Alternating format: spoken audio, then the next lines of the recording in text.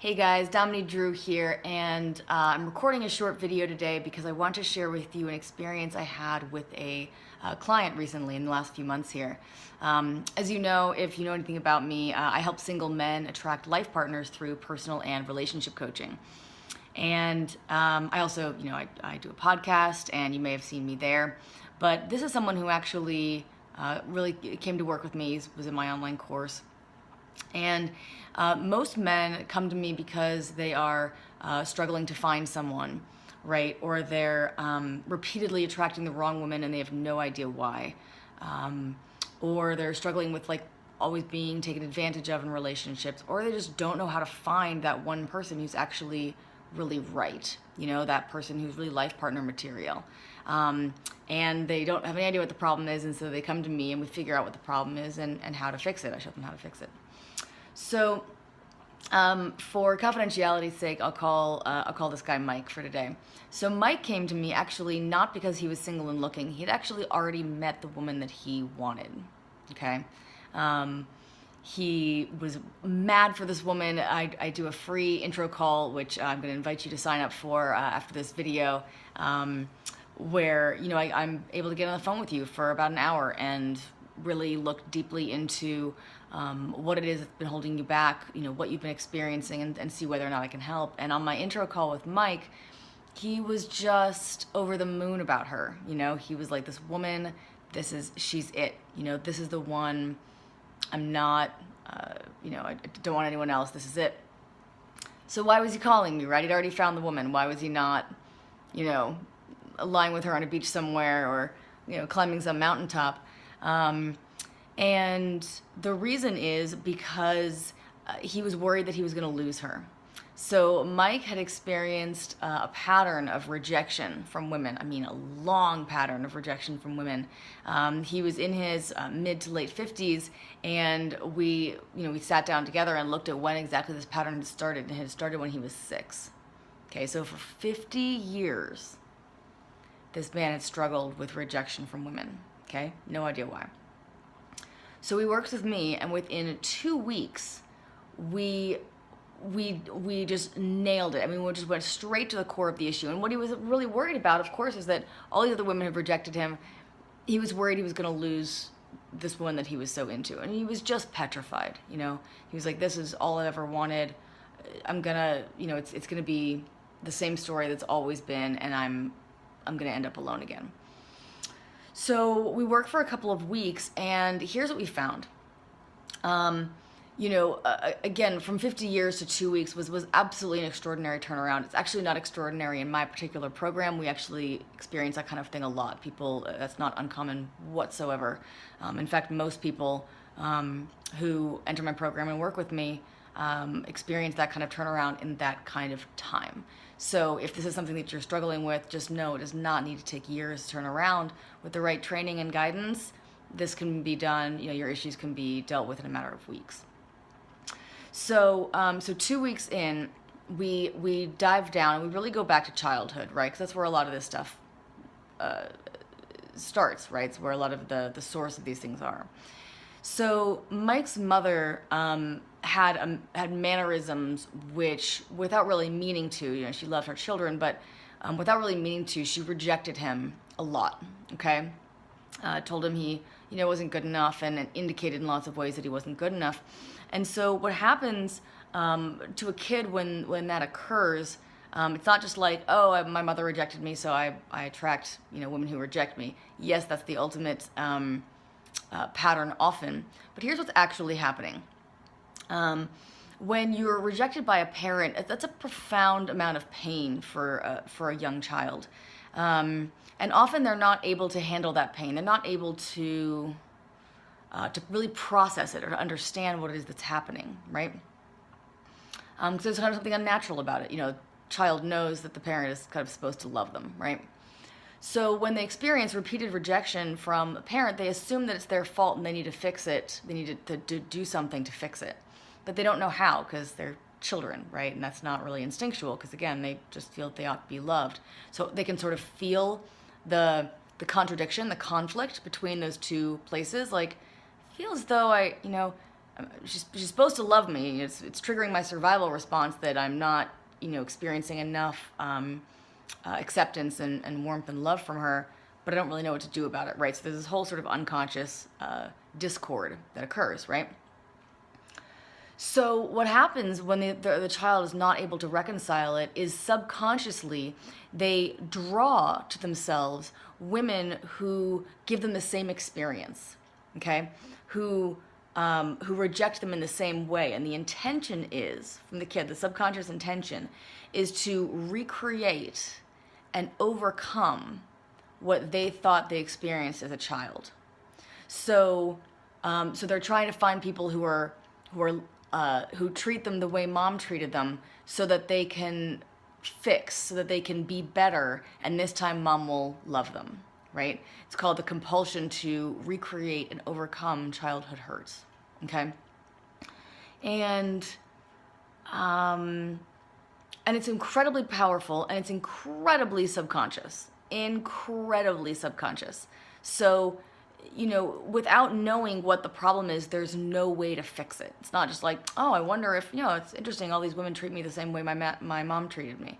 That's not enough. A lot of you might have this pattern, you might already know that, and it doesn't change the pattern, right?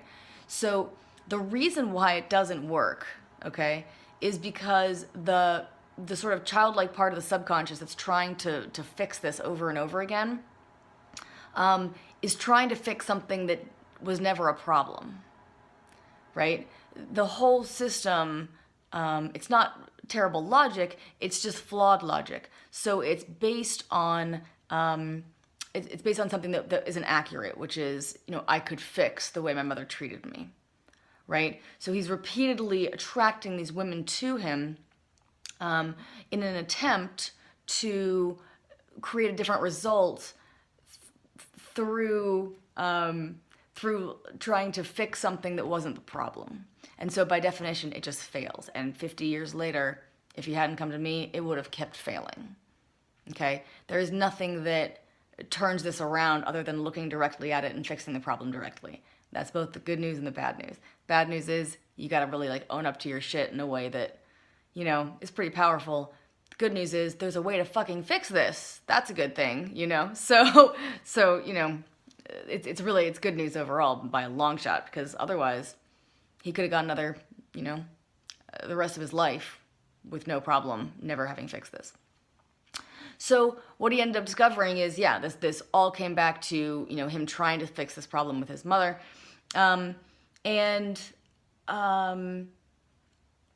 he needed to process through the actual emotion of, ouch, it really hurt that my mother didn't love me enough, right? Or that was her, the underlying belief that was formed through his mother's rejecting him. When he faced that, because that was the flawed logic, we went straight to the core of the issue. This is what I do, right? We went straight to the core of it, and we really addressed it right there on the call. So he was able to see that he needed to fix the part of himself that saw that as fixable in that way. We fixed the flawed logic instead of fixing the symptoms of try going for different women. It's not going to work. Your subconscious is much more powerful than your conscious mind. So just telling yourself what to do or telling yourself the answer is not going to fix it, unfortunately. If it were, you would read one self-help book and all of your problems would magically disappear. That's how that would work, right? But it just doesn't go that way. So bam, 2 weeks later, 50 years this pattern had gone on. 2 weeks later, he knows exactly what the problem is and exactly what he needs to do to fix it. So then, a couple days later, he sends me an email and he goes, "You're not going to believe this." So this woman that he was interested in, she liked him, sort of they were kind of friends, and he was absolutely madly in love, but she was never really forthcoming with him. She wasn't responding to him, and he had all these reasons for why, and there were very logical reasons and things like that, but it wasn't where he wanted to. That's why he was worried about losing her, right? So within a couple of days, he emails me and he goes, "You won't believe this. Since our last session, the one where we discovered what the problem was, and I handed him the solution, he said, she's been calling me a lot." He said, she's reached out to me multiple times. She's actually pursuing me now. This is not something that's ever happened before. I'm over the moon. I mean, he was overjoyed. He was so relieved because he was so worried that he was going to lose her. And even though nothing had changed with her, quote unquote, this is why this is all self-work, guys. It's nothing to do with the women, okay? Not because they're blameless and you're blamed, but because all you can do is take responsibility for what you're doing, you know, for your own life and your own life experience. The good news is doing that changes the world around you by a lot, as you can see.